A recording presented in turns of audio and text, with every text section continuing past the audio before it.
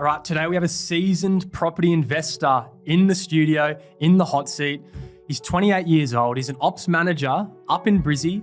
He's currently sitting on $1 million in net equity. He started as a plumber. He has 5 properties and we're looking at doubling the amount of properties he owns by the end of the year. If you want to find out how a plumber has accumulated $1 million worth of equity in his property portfolio at 28 years old, I suggest you stick around and find out. Give it a listen. You're going to love it. Timmy, take me back to the moment. Why property? Why'd you get into property? How did it all start for you? Property. Probably started mum and dad. They've had a few they have a few houses. How old were you? When I first bought it. Oh, when you started thinking about it. 5. No. Similar to me, eh? No, I can go. No, so pretty much I started working young. Mum and dad had always had a property. I don't know why. I don't know why they bought it. But then once we kind of got of age and started making money, then we thought maybe that's an option to move into. Yeah, that sounds exactly how I got into it, to be honest. Literally? Oh, really? Yeah. Parents have property? I had a couple of properties and I was working, I was young, I was helping my old man out on one of his properties, like he was doing maintenance on it. I'm like, I was real young, man. I was like 10 years old, 11 years old. And I'm like, why do you have multiple properties? Like we live in one. Why do we need this other one? And there's some randoms living in it, you know? I was like, what the? No, that's kind of like what sparked it for me. Is that's similar to you? Exact same thing. And then I just thought that that's what you do. You make a bit of money, you buy a house, and then it just sits there and people live in it. And then I never knew what the outcome was. Yeah. And then it kind of got to the point where. How old were you when you were thinking that? Oh, probably 18 because I was working with my old man plumbing. So I started my apprenticeship with him. I was plumbing as well. What the hell? It's the same story. Yeah. So I was plumbing with him and then we'd do call outs and go to a couple of the houses and fix the things and do whatever. And then I would never really have the money or whatever. I never thought about it until I was probably 21. I started working 2 jobs. Working for my old man, and then I started working up in the port, just sweeping the floors. So was your old man a plumber as well? Dad's a plumber. It's in the family, generational. Yeah, I feel like I'm looking myself in the mirror right now. It sounds like a very similar story.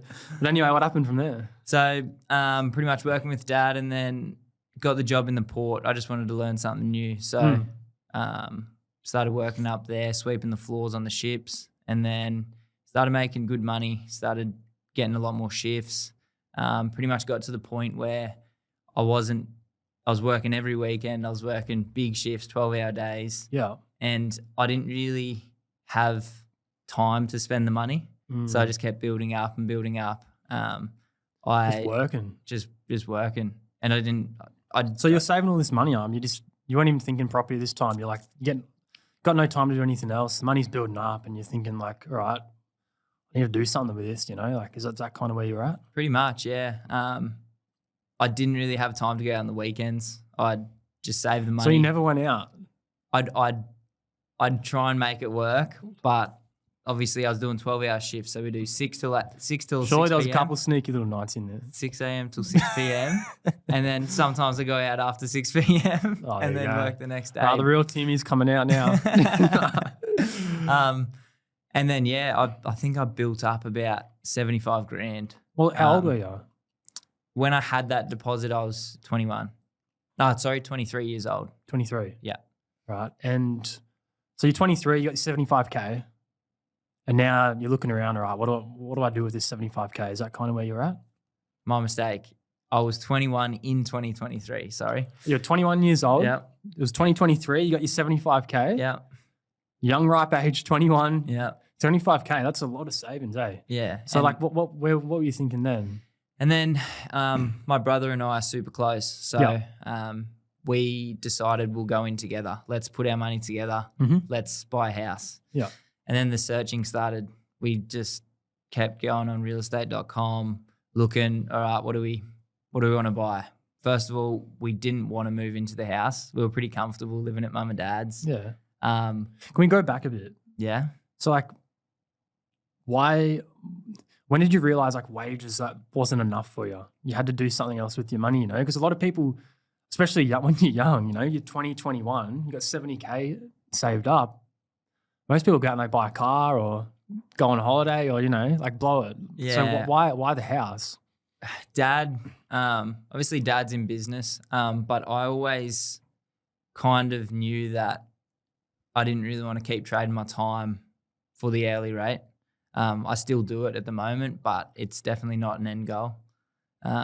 It's just not sustainable, and I don't think you can get to where you want to be by doing it. Your time's so valuable, eh? Like especially 100%. when you were young, you were saying you were doing 12-hour plus days for years on end. Yeah. You don't want to be doing that for the rest of your life, right? Nah, you wake up at 4 a.m., drive to work, come home, eat dinner, go to bed. It's not a life. Yeah, that's exactly how I started. And then with that as well, this is a lot later down the track, but I would think you can't be doing that if you're having kids, if you want to have a family, if you want to travel, if you have your partner. It's not good on the family. So pretty much we'll go back. Tom and I, my brother, put the money together.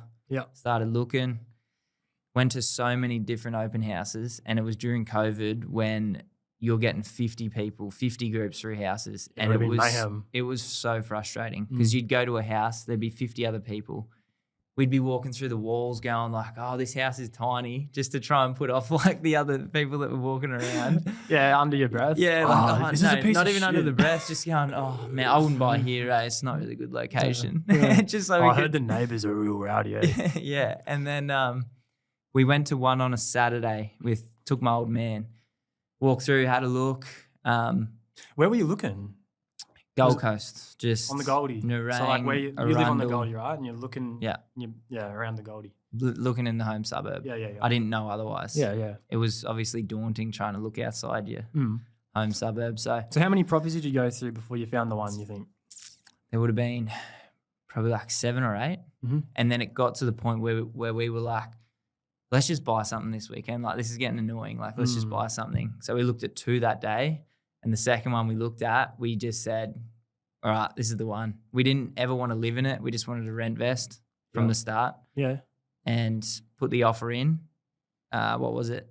60 grand over asking. Yeah, wow. And that was the climate. That was the time. Yeah. That's what you had to do back then You had in to. COVID. And You weren't buying anything at the ask price, man. Yeah, we didn't have a no. buyer's agent back then. So we were pretty much just going, I think it could be 60 grand. Yeah, wow. And you just That guessing. scares me thinking about that, you're just man. guessing. Yeah.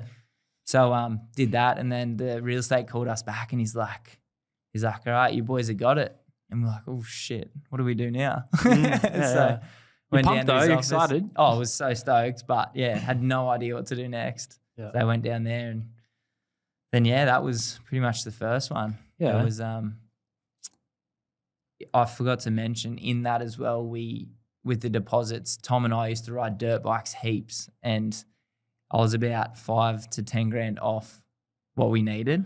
Let me guess. So You had to sell the dirties. it was pretty sad, but we sold the dirt bikes and we bought the house. So Yeah. Oh, well, got you in. bit of So sacrifice. so what, you're 21, you're 22, got your first property on the Goldie during COVID. Yeah. Did anything almost stop you getting into the market, or were there any barriers, or did anyone tell you, you shouldn't be buying now?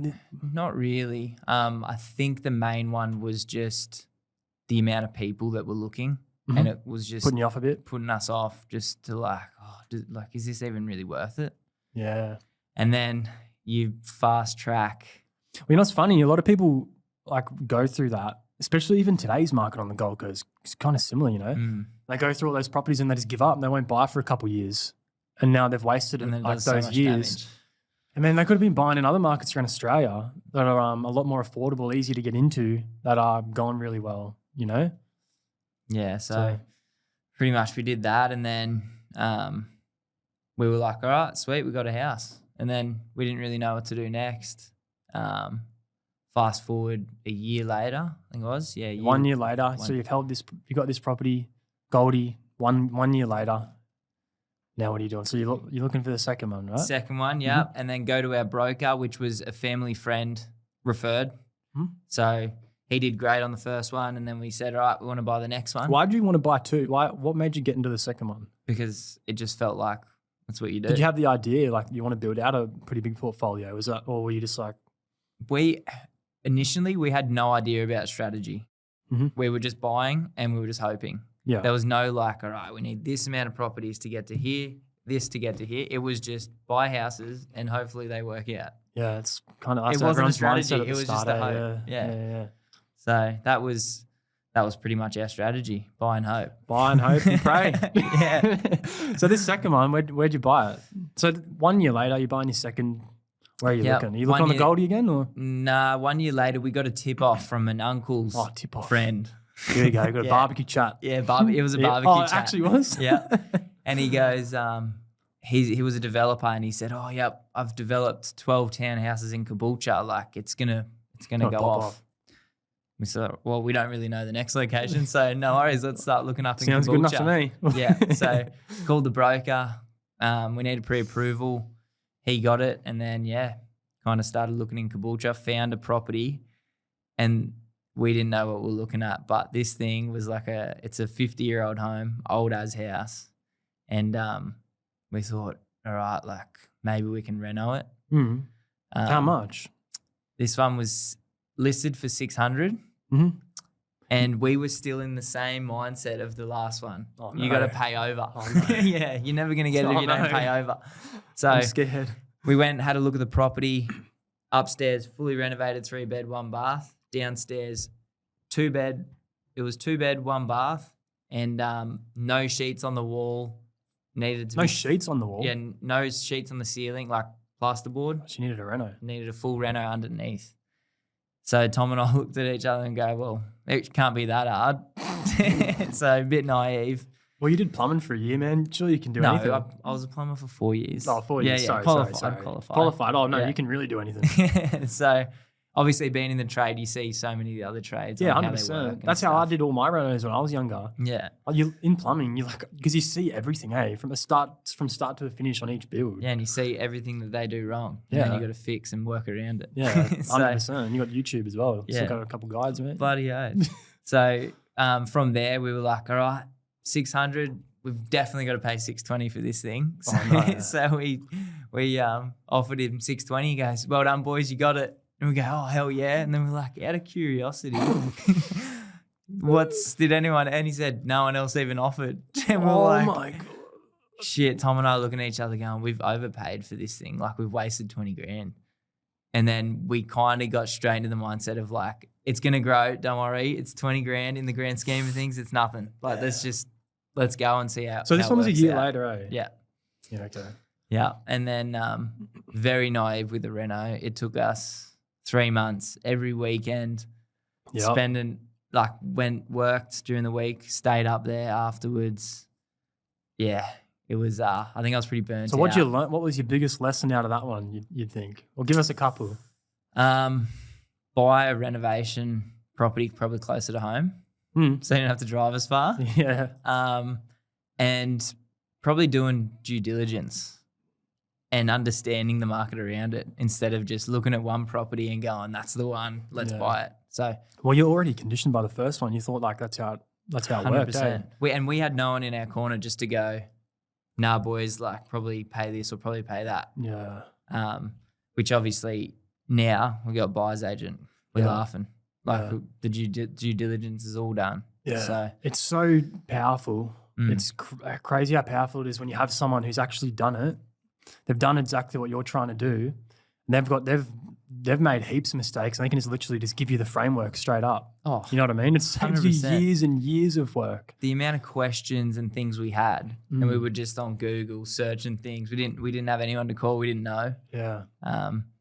It all worked out in the end. It takes a lot of time to become an expert in a market. You know. Yeah. Like when a buyer's agent is pretty much on the ground every day in these markets, talking to every single agent in the area, 8 to 10 hours a day for months on end, man, they know the prices in each suburb, each pocket, like the back of their hand, you know? So it's pretty powerful. Yeah. So we were actually super lucky that those two actually worked out. The little bit of research we did do, we did purchase that one in a trust, which was probably good now. Like we're definitely grateful we did that now. Yeah, 100%. The first one was in the personal. So that was... I remember we looked back at your portfolio. Yeah. And I was like, oh, thank God you bought that in a trust. Because Man, you'd be pretty. I reckon you'd almost be stuck if you didn't get that one in a trust. Yeah. So, and we had no idea. We were like, trust. What is a trust? So, reached out to the accountant. We need to set up a trust. You boys weren't on a massive income at the time, eh? Oh, I was probably on 120, maybe plus overtime, but yeah, probably clearing 120 a year. Yeah, sweet. Well, not clearing before tax, sorry. Yeah. And Tom was probably on 80, 90, maybe 100. Yeah. So nothing crazy. Yeah. But yeah, no, it was. So after this second one, I'm keen to hear about this next one. Oh, the third one, the magic one, eh? Yeah, the magic one. I'm Yeah, keen to hear about this one. So we are sourcing around 10 to 15 off-market deals a month. These are hitting our desks each month. Very rare deals. You're probably listening to the media, and as you know, it is very, very hard to get stock right now in Australia. They're quality deals, so they are getting snapped up straight away, normally within 2 to 4 hours. If you're looking to invest, apply with us at Buyers Fox. Whether you are sitting on a bit of cash or a bit of equity, we have brokers who will be able to get you a pre-approval fast, depending on your situation. We have deals ready to go each month, typically 10 to 15. These deals go very quickly because, as you know, in Australia right now, it's very hard to get your hands on stock. So don't miss out on this opportunity. Get in the queue. How long did you wait between the second and third one? And tell us a bit about it. Where was it?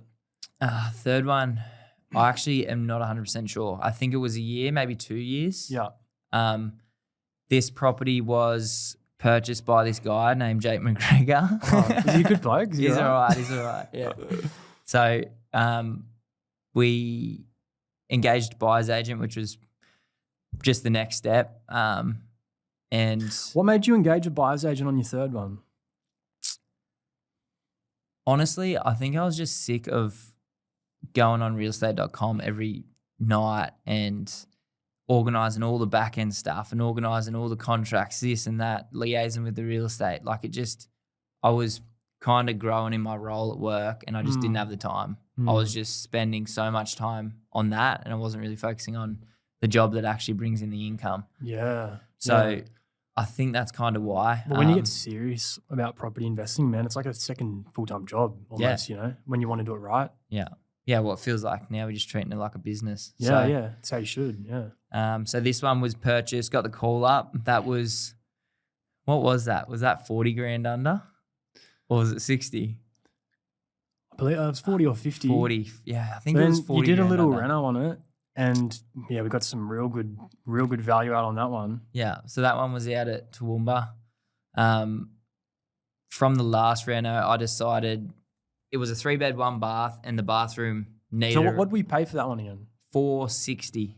460. Comps around, like we got it off market. It was through our agent relationships. Yeah. It was a distressed seller at the time. I remember that. So we gave him some pretty good terms, and in return we got the good price for it, right? It needed a little bit of work. I noticed in the area, like there was properties really similar to you. I think they're even in the same street that was selling for like low 500s, even into like the mid to high 500s that were renovated. We got yours for 460. Now, I want you to tell people how much money did you put in to renovate in this thing? So it was a 3-bed, 1 bath house. I renovated the bathroom, being a plumber, made it a lot easier. Do everything yourself. Did the window furnishings. I think we spent 12 grand, maybe 10 grand, 12 grand, all in, everything. So you're all in 472, done the work yourself. Yeah. And how long did it take you to do the work? I ended up taking a week off work. So I took a full week off work and said, that's my time frame. I have to get it done. Yeah. That meant sleeping out there, reno in the bathroom. Were you sleeping there? Yeah, I slept there. Were you sleeping in the house? Yeah, I had to buy a $20 Kmart mattress and inflatable, sleep on the inflatable. How good. And it was, yeah. So I did that and then I could work till late. I could wake up super early and just keep working. Yeah. I was having showers. I tied the garden hose to the clothesline and I was having showers out there because I didn't have a shower because I was reno in the bathroom. Well, do you look back? Was it worth it? So many memories and I love it. Like it's so good to look back on. And we'll tell the listeners that property, like what year was that we got that? It would have been like 2.5 years ago. Yeah, maybe not even that. Maybe Yeah. 2 years. Yeah, max. probably 2 years. Yeah, So you're all in for 472. It's worth 700 right now. crazy. From Out of so control. the return on your week's work and sleeping in the sleeping bag, like, pretty good return, eh? Crazy. Like it's just you can't even. It doesn't make sense. I don't. Yeah, you look at it and you go, how? And Yeah, well, it's para The property. I fastest guess. way to go ahead, man. Like, Yeah. fastest way to get ahead. Sorry, like it's gonna be very hard to save Oh, that you amount can't. up. No way. You know what I Nah. mean? Nah, not at all. So, yeah, man. So talk us about your next one. Like, how did we use your third one to go into your next So we got a bit of a pain point here. pain point? Yeah, there's a big Oh, pain here we point go. with this Everyone, one. strap in, boys. So this next one, the first 3 properties we were using out that broker who was a family friend. Yeah. Oh no. And that third one, he actually cross-collateralized, which no. in investing is the It's like- worst thing you can probably do. Yeah, it's like the number one thing you don't want to do. Yeah. But So there's my research.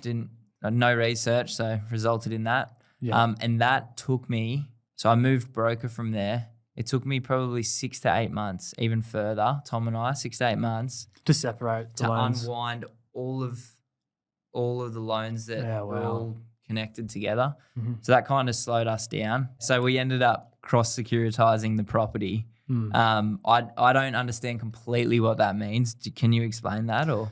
So did they cross collateralize the 2 or all of them together? All So 3 of them. They cross collateralized that property with all 3 of them together. It's a lot easier for the banks to like continue lending to you if you cross collateralize them on the next one. But long term, it's not a good thing to do. In investing, it's like the number one rule to never cross collateralize anything. You know. Yeah, I think the struggle was he probably couldn't squeeze enough borrowing capacity for us. Yeah. So I think he went down that bank route across securitizing the loans Mm. just to get it over the line for us because we were like, we want another house, we want another house. Yeah, and I bet at the In time, turn. like he didn't know what your long term vision was, right? Yeah, Like no, I, he didn't know you wanted to keep buying properties and building a portfolio. He must have thought like you just needed to get one more, and this Yeah. was the easiest option for him. Yeah, To do for you to get you one more, but it kind of it literally massive roadblock. that's what kept you stuck. Yeah, and it was such a good lesson because it's like choose the right people for the right job. I mean, he was really great. Like he was helpful and everything.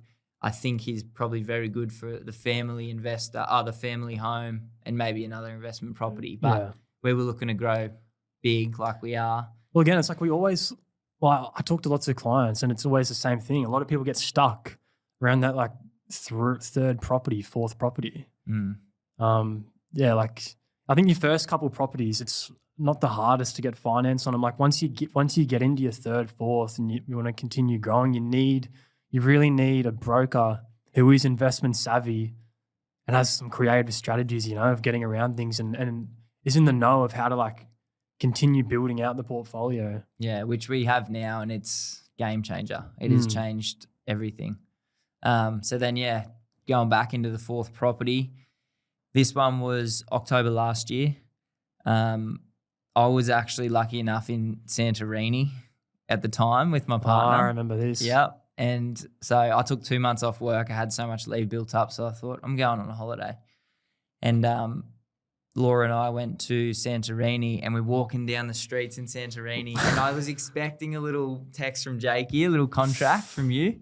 And then It always comes in at the most random times. yeah, and there's just tourists going back and forth. And I'm like to Laura's like, what are you doing? Get off your phone. Like, I got a you're deal. in paradise. And I'm like, no, we got to go to a cafe. Turn around, find the closest cafe. And this cafe was like overlooking the whole of Santorini, the bay. And I'm like, how good's this? I'm signing a contract in you Santorini would've felt like a right king. now. Oh, it felt so good. And then we spent $30 on 2 coffees there. So I thought, babe, you probably got to get this one. Yeah. I just signed a contract on a Jake, you property. better make sure you got a big discount on this thing. Yeah, 100%. So that was pretty exciting. But that one was in Regional Vic. Regional Vic. And Talk through the numbers on this one. Like, I know this deal, it pretty came unbelievable, through, to be honest. and it's about the price of a car, 320 grand. what cars are you buying? Well, One day. Yeah, one day. So 320 grand this one. I don't know what it's worth now. You could probably enlighten us on that. We'll be conservative, low fours. So there's properties in the same street we could pull up right now. Like, you know, you paid 320. There's properties selling for 420 plus, 425. crazy. It's crazy. Yeah, like again, this was another one of those moments where it was just right timing. We got the deal through an out of town agent. Wasn't really aware of what was going on in the market. We were able to get a good deal off him. And yeah, it's worked out real well. Yeah, there you go. Yeah, having the right people in the right places. I mean, there's no chance we could have found something like that without you guys. It's just like you don't even know where to start to look. You don't know who to call. You don't know. How was it like buying interstate? Because it would have been scary, right? Especially this area that we sent you. If you didn't have an expert sort of guiding you, you would have been like, what the hell is this? Yeah, where is this? What is this? Yeah. We just full trust in you guys. So pretty much we saw it come through. We looked at it and went, beautiful, let's sign it. I think the trust thing's the biggest thing. Otherwise, there's no chance we would have signed it. And where did the trust come from? Would have been probably that third property. The last deal. Even just having conversations, like there's been so many times I'm driving home from work and there'd be something that pops up into my head, and it's good because I feel comfortable with you that I can just call you and go, hey, what's the go with this? Yeah. Sometimes I feel like in other situations you'd go to call the buyer's agent and kind of feel like you're disrupting him or annoying him for the day. Yeah. Whereas you can call you whenever you want. We literally live it. We love it. And I remember you text me a couple of times calling me late hours, and I love it, man. Like, yeah, I love helping people out. Yeah. I think there was a couple phone calls when that cross-securitizing one, and I'm calling you going, what am I meant to do here? Yeah. And he's like, it's all right, we'll sort it out. Like, just hang in there. So yeah. There's always ways out of anything, you know. There's always ways around it. But yeah. So we're structuring your portfolio. These next, so talks into how we went into your fifth one, because that was your most recent one, right? Yes. So we'll talk about that one first. So the fifth that was purchased. Well, this is purchased in another trust. So this will be the third trust now. So we're structuring your portfolio correctly now. Correct. Yeah. We got your fifth property just purchased, right? So your fourth one was October. When did we get you this one? This one was it late Feb? No, it's not even Feb. Yeah, it'd be like Jan. Late Jan, sorry. Yeah, so late Jan. So October, November, December, Jan. 4 months later, 3 months later. And there's another one. 3-4 months. You got 2 properties. Now, I believe you've just been pre-approved for the 6th, and we're looking right now for your 6th. Yeah. So Flynn's got he's on a mission now. Big Flinny, our young gun BA. Yeah, he's on the hunt for you, mate. Don't worry, he'll look after you. Yeah, I've set him a goal, so hopefully he hits it. He's pumped, bro. He's pumped. Yeah. No, looking forward to it. I think he likes the healthy competition. Yeah, he loves it, man. He loves it. He'll look after you, mate.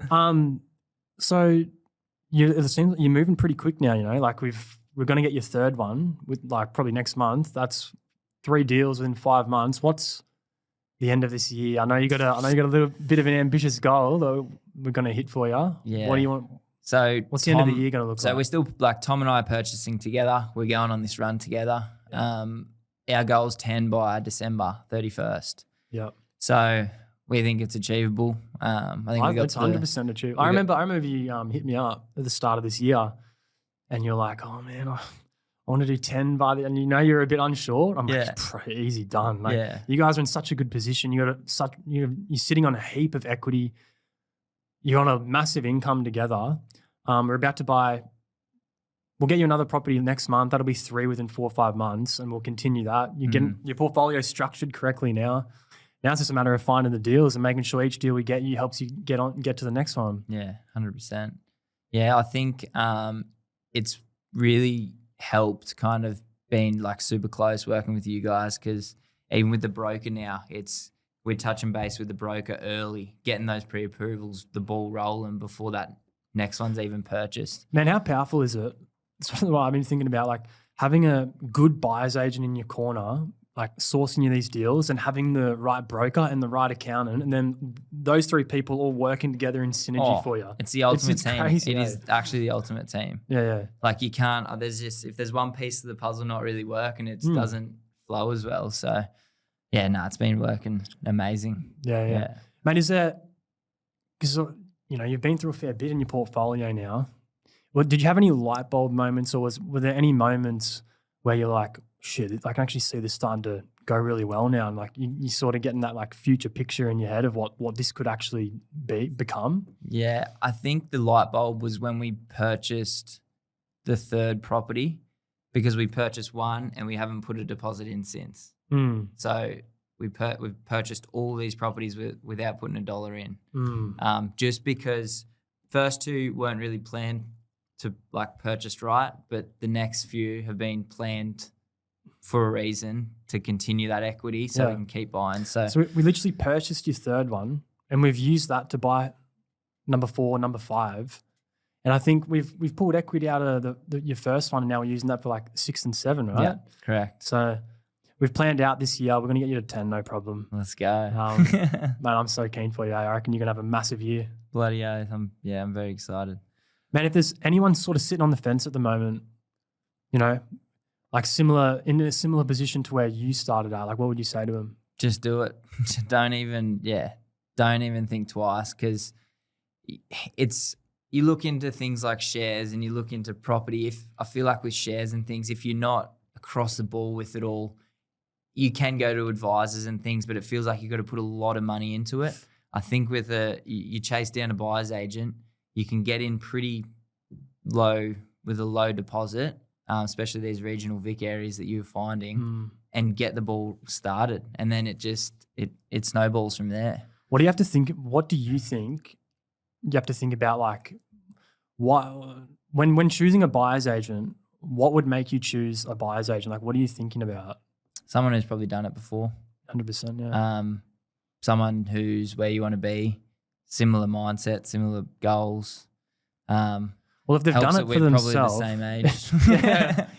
If someone's done it for themselves, you'd think they'd be able to do it for you, right? Oh, they know all the little intricacies that are going to change throughout the portfolio journey. So I agree completely. Yeah. Yeah.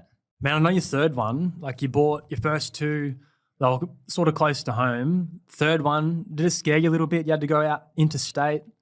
Originally, I thought it was going to 100%. But like I said before, with your having you guys in our corner, the buyer's agents, I left it all to you guys, and I just knew it would be done right. So honestly, there's no real emotions in it.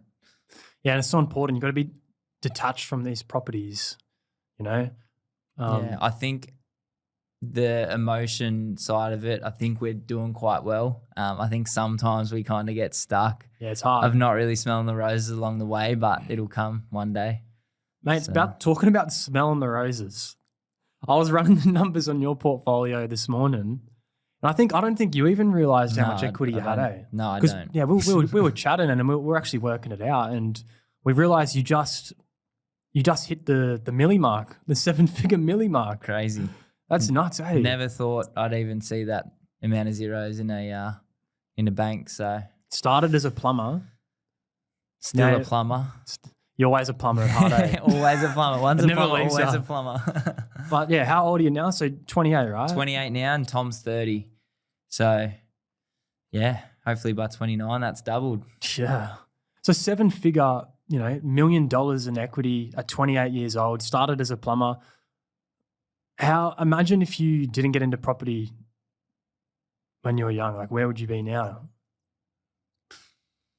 No idea. Probably still trying to buy shares and not really making any money. I don't know what I'm trying to say. It's kind of unbelievable. Like, it's crazy. It is. It's you've pretty much changed our lives, I reckon. And I'm pretty excited to be sitting on a beach in Bali or Indonesia or something, celebrating in the near future. Oh, mate. When we get I'll be there with you. Don't worry.